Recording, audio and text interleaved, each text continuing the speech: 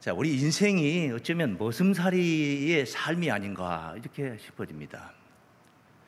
육신이라는 것은 그 영에게 머슴살이를 하고 있다 이렇게 생각을 할 수도 있어요.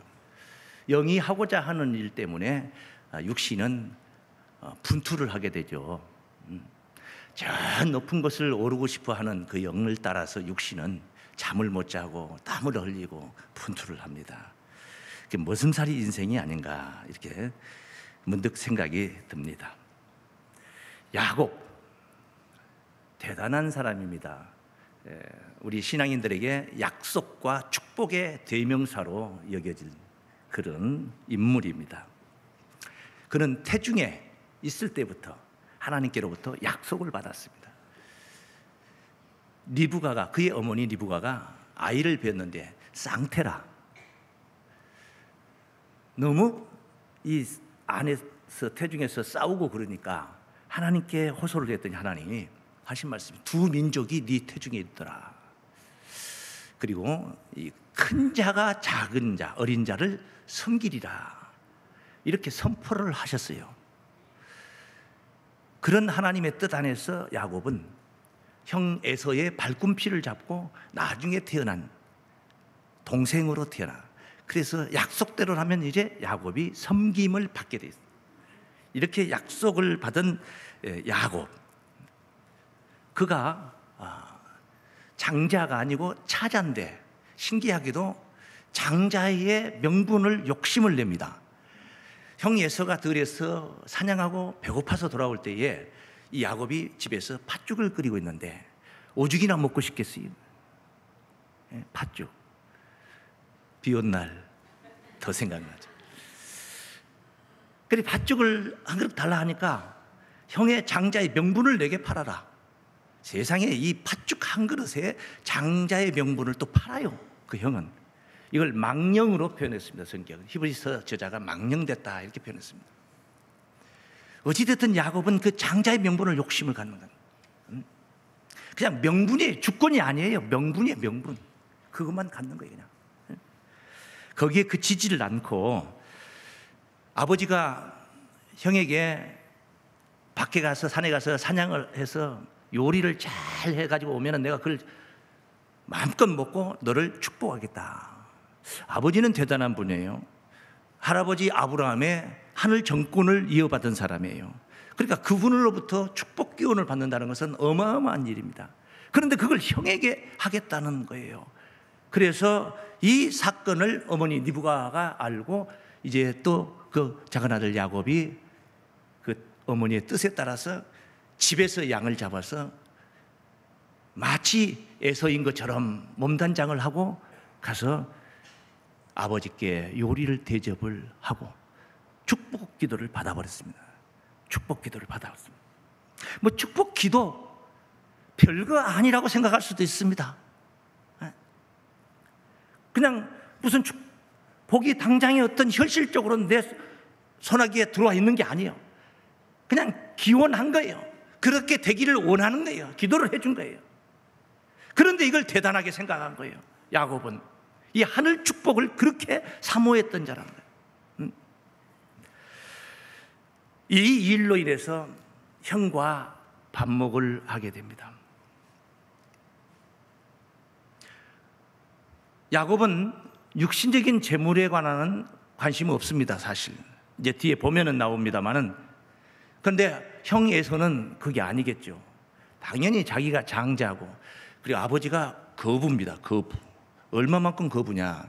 그의 아버지의 아버지 할아버지가 아브라함 아닙니까? 얼마나 대단한 거부였습니까? 그가 집에서 훈련시킨 가신 318명을 데리고 소돔 성이 함락당해서 다 포로로 잡혀갈 때, 그의 조카도 잡혀갔을 때 그 연합국 전쟁에서 이긴 그 나라를 야습을 해가지고 무너뜨리고 다시 포로들을 다, 재물을 다 찾아왔던 이 아브라함의 가문이에요. 대단한 가문이에요. 근데 그것을 이스마엘에게 아들이 둘이 있었는데 이스마엘에게 양새끼 한 마리도 주지 않고 전체를 다 이삭이 송두리째 다 유업을 받은 거예요. 그래 이삭이 얼마나 대단한 거부가 됐겠습니까? 근데 거기에 그치지 않고 이삭이 그랄에 가서 가나안 땅에 이 가뭄이 들고 한 해가 흉년이 드니까 그랄에 가서 거기서 얹혀 살면서 농사를 지었는데 성경은 뭐라고 나오냐면 100배의 열매를 거뒀다고 해요. 여러분 2배의 열매를 거두고 3배의 열매를 거두고, 흔히 예수께서 말씀하실 때 30배, 60배, 100배의 축복에 관해서 언급을 했는데 이 이삭이 100배의 축복을 누립니다.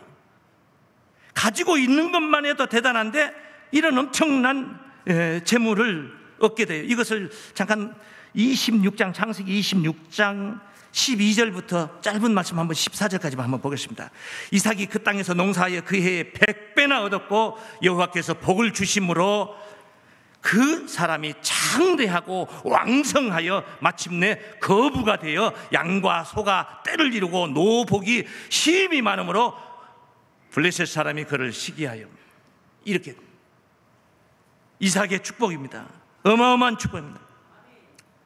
자, 그러면은 장자의 명분을 욕심을 냈고 아비의 축복 교훈을 받았다면은 이런 아버지의 육신적인 재물에 관해서 욕심을 낼 만하고 그걸 갖고 그걸 다 품고 싶은 마음도 있을 것입니다.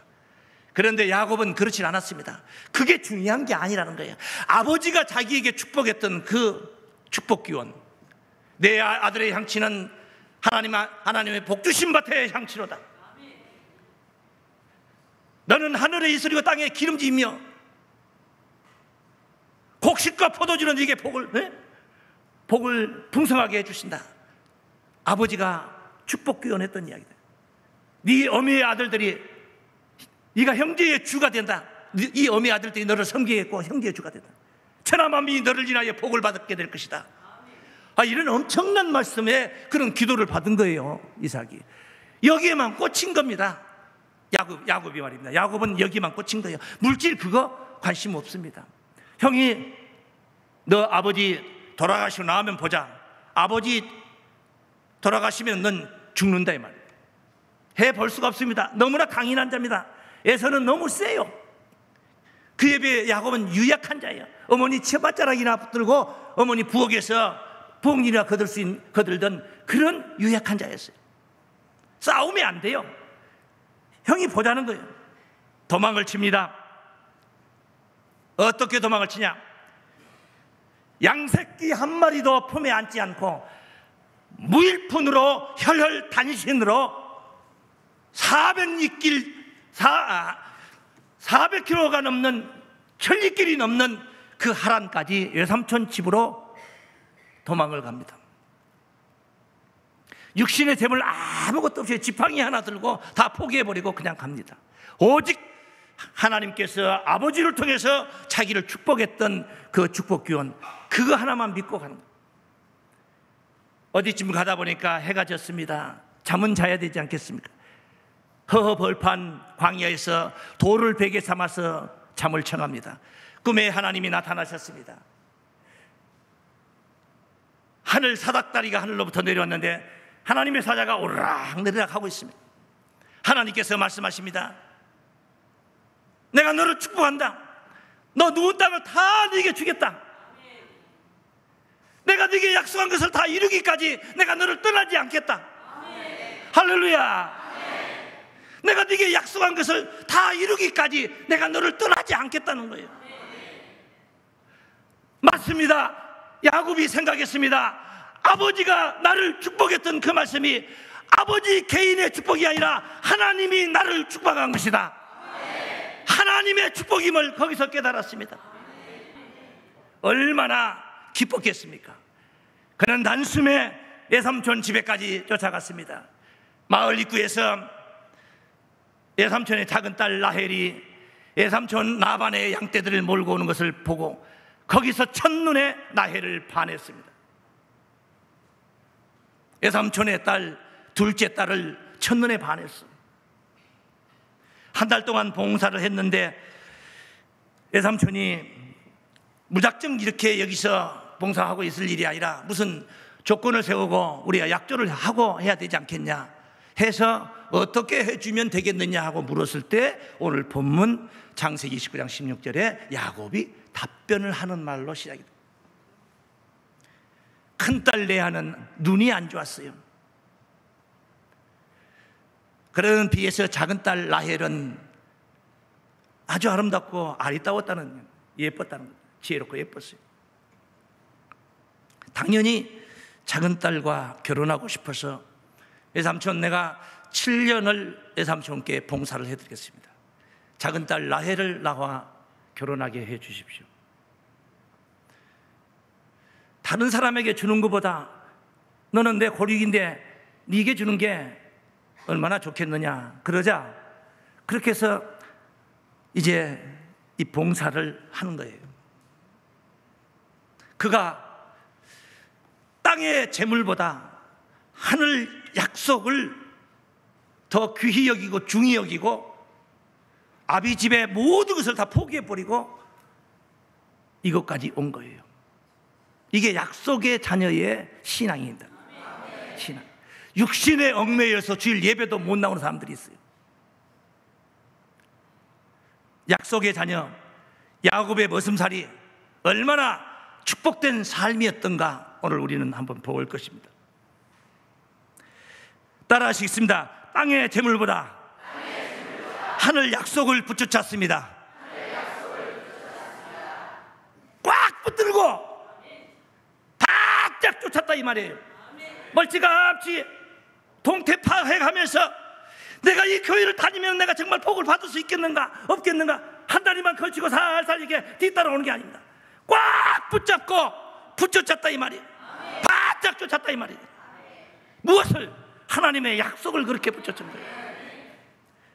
대단한 신앙이에요. 정말로 엄청난 신앙이에요. 그가 이제 그 약속만 믿고 와서 여기서 7년 동안 외삼촌 집에서 머슴살이를 하게 된 것입니다. 그런데 신기하게 사랑의 눈을 딱 뜨고 나니까 7년이 수일 같아져. 고달프질 않아. 7년 후에 저 아리따운 라헬과 한 살림을 차리게 된다는 생각을 하니까 7년이 뭐 힘들질 않아. 어차피 육신이 다가 아니에요. 야곱에게는 영적인 일이 중요한 거예요. 그래서 그는 7년 동안 노동을 했지만은 조금도 멍해가 되지 않았어. 즐겁게 봉사를 한 거예요. 사랑은 그런 거예요.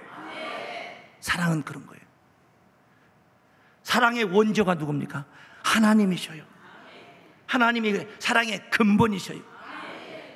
사랑하는 자들아, 우리가 서로 사랑하자. 사랑하는 자마다 하나님께로 나서 하나님을 알고, 사랑하지 아니하는 자는 하나님을 알지 못하나니 이는 하나님은 사랑이십니다. 하나님 사랑, 이 사랑을 눈을 떴어요. 노동도 즐거운 봉사가 되고 헌신이 되었습니다. 한번 따라하십니다. 사랑은 노동도 즐거운 헌신이 되게 합니다. 하나님이 좋아 보세요. 하나님을 사랑해 보세요.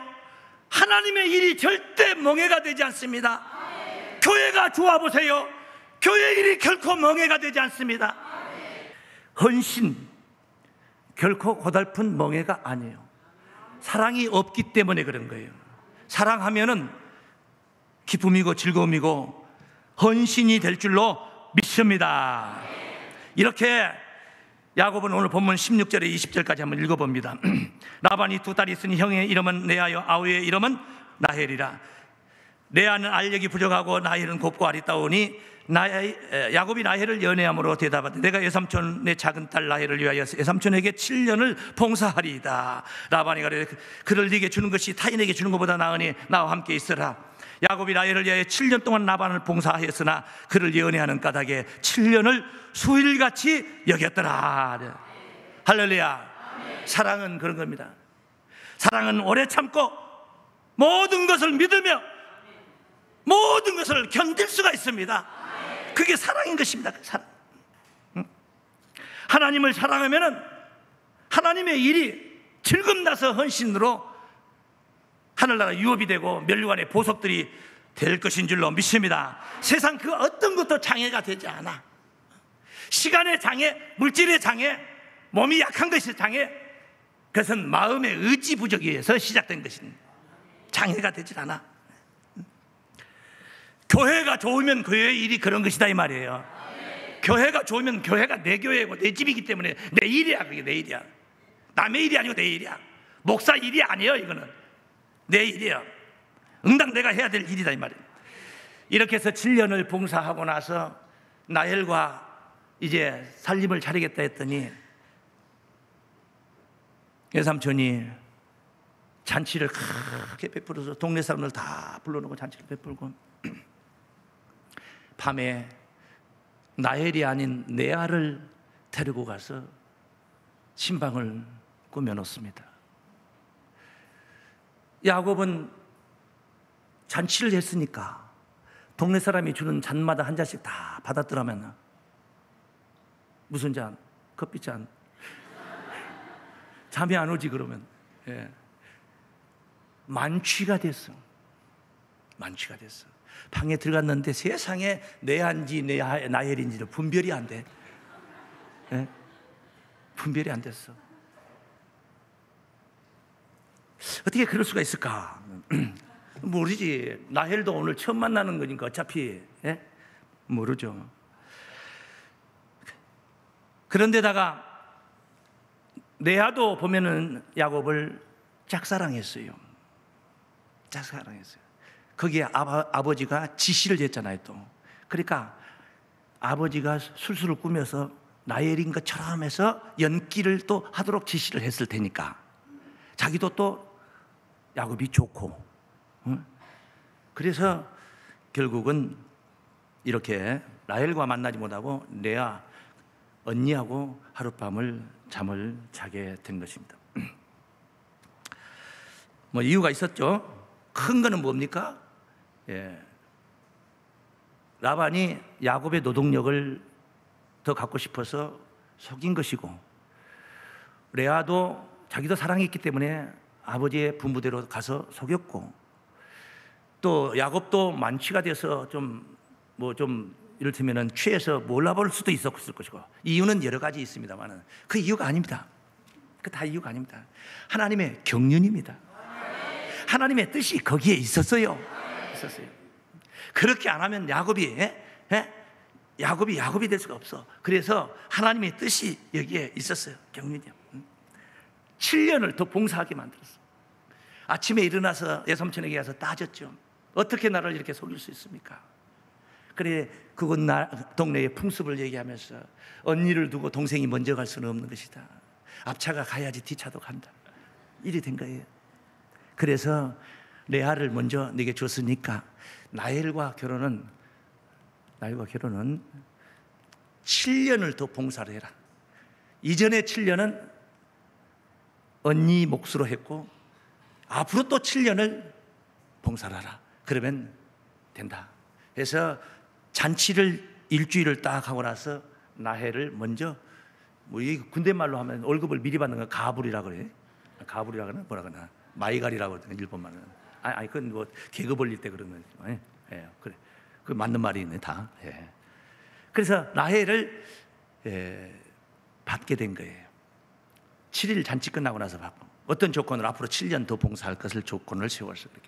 그렇게 해서 이제 나헬을 품에 안고 같이 살게 됩니다. 이런 와중에 무슨 일이 있었느냐? 그 사랑하는 나엘 방에만 계속 들어가는데도 나엘은 임신이 안 돼요. 신기하지 않습니까? 얼굴도 이쁜데 왜 그래? 그래서 이제 어쩌다 꿈에 떡 얻어먹기로 한 번씩 레아의 방에 들어가면 가는 날이 장날이야. 콕 찍어서 간 것처럼, 날짜게 사는 거 한 것처럼 가면은 잉태가 되고 가면 잉태가 되고, 그러기를 아들을 넷이나 낳아버립니다. 언니는 아들을 넷이나 낳아. 여러분 그 12아들 잘 못 외우죠. 제가 외우는 방법이 루시레유 하면 루벤, 시므온, 레이, 유다, 앞자만 되면 루시레유. 요 첫째부터 넷째까지가 레아가 낳은 아들이에요. 거기에 네 번째 아들 유다는 메시아의 통로가 되었습니다. 예수께서 유다로 쫓아나신 것입니다. 그러니 얼마나 중요한 사건입니까? 라헬이 아닌 레아의 태에서 메시아가 출현하고 있지 않습니까? 그 태 줄기를 통해서 메시아가 이렇게 네 명을 낳고 나니까 레아를 줄 때에 애삼촌이 줄 때 그 레아가 데리고 있던 몸종 있지 않습니까? 몸종 실바가 있었는데 실바도 딸라서 같이 보냈어요. 그리고 나헬을 또 야곱의 품에 보낼 때 나헬이 데리고 있던 빌하라는 몸종을 같이 데리고 보냈어요. 이 나헬이 생각하니까 언니는 4명이 나는 자기는 아이를 잉태를 못해. 너무 서러운 거예요. 그래서 자기 남편에게 부탁을 합니다. 내 몸종 빌하를 줄 테니까 당신이 내 몸종 빌하에게 들어가서 아이를 가져서 나도 아이를 낳아 내 무릎에 앉게 해달라. 그래서 이 야곱이 라헬의 몸종 빌하를 만나러 갔는데 거기도 가는 날이 장날이야. 2번 갔는데 2번 다 아이를 가져가지고 둘 다 낳았어. 둘을 낳았어요. 단과 납달리라는 아들을 낳았어요. 단과 납달리. 그러니까 언니가 넷이나 낳아놓고도 그쪽 몸종이 둘 낳는 거 보니까 시기가 나거든. 그러니까 또 자기 몸종 실바를 또 자기 남편 야곱에게 보내요. 보니까 실바도 만나자마자 가서 둘을 낳아. 가다고 아셀을 낳는 거예요. 단납가다. 종들이 낳는 몸종들이 낳아서 단납가다. 가다. 단, 납달리, 갓, 아셀 이렇게 4명을 낳았어.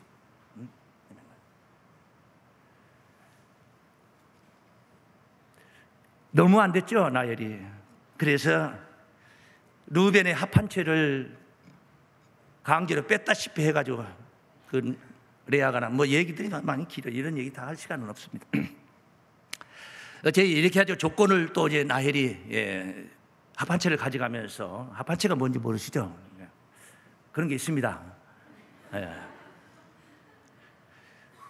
가져가면서 자기 남편을 언니 방에 보내드리기로 약속을 하고 합한채를 가져오게 됩니다.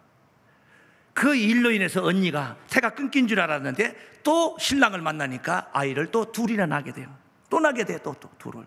나일은 하나도 못 낳습니다. 10명이 생겼어요. 이제 둘을 낳게 돼요.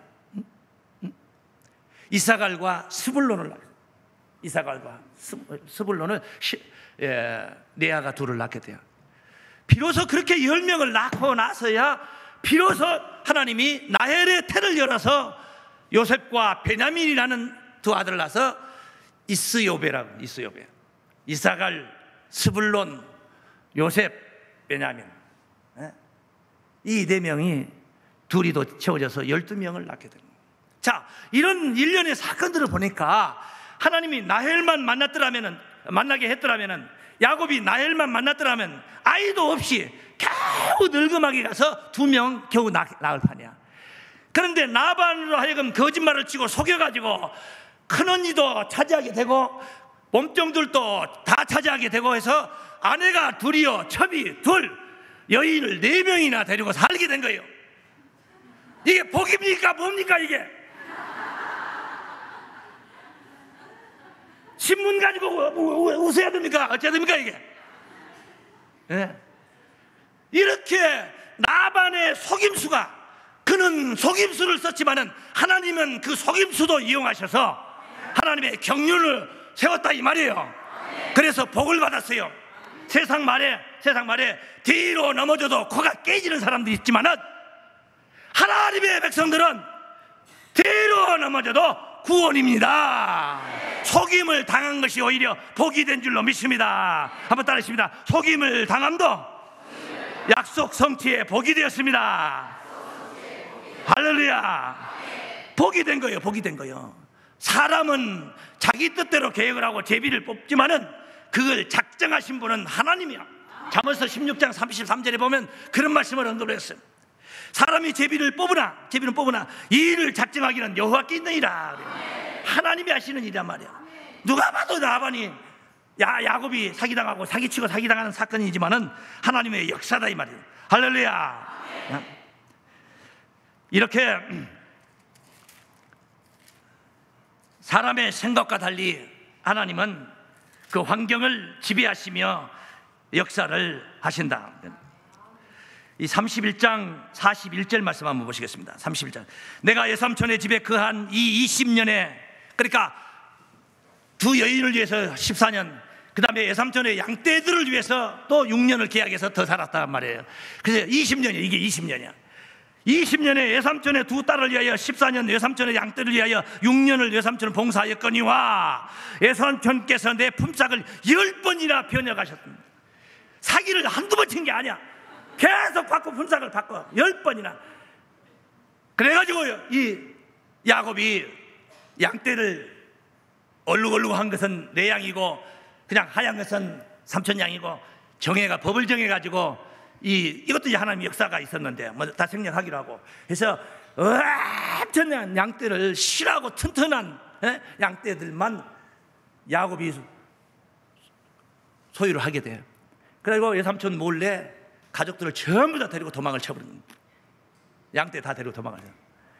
그걸 외삼촌이 추격을 해가지고 쫓아와서 지금 네가 왜 이렇게 가족들 다 데리고 도망을 쳤냐 하는 따질 때 한 말이에요. 지금 10번이나 변해가셨으니 우리 아버지 하나님 아브라함의 하나님 이삭의 경외하는 이가 나와 함께 계시지 아니하셨다면 외삼촌께서 이제 나를 공수로 돌려보내셨으리이다. 많은 하나님이 나의 고난과 내 손의 수고를 감찰하시고 어젯밤에 외삼촌을 책망하셨나이다.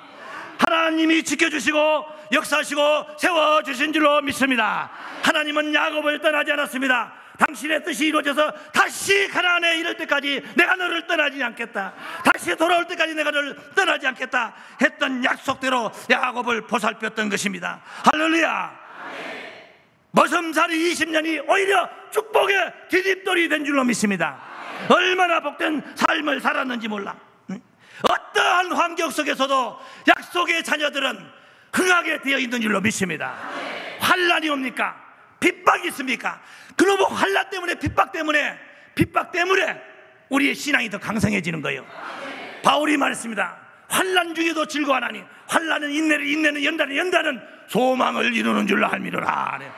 연단을 통해서 더 강성해지고 강해져서 강인해져서 소망을 이루게 된다는 것. 약속의 자녀, 세상을 두려워하지 마십시오. 너희가 담대하라, 내가 세상을 이겼노라 하신 우리 주님, 세상을 이기는 자로 하늘을 유업받는 성도들로 약속의 자녀들 되시길 주의 이름으로 축원합니다.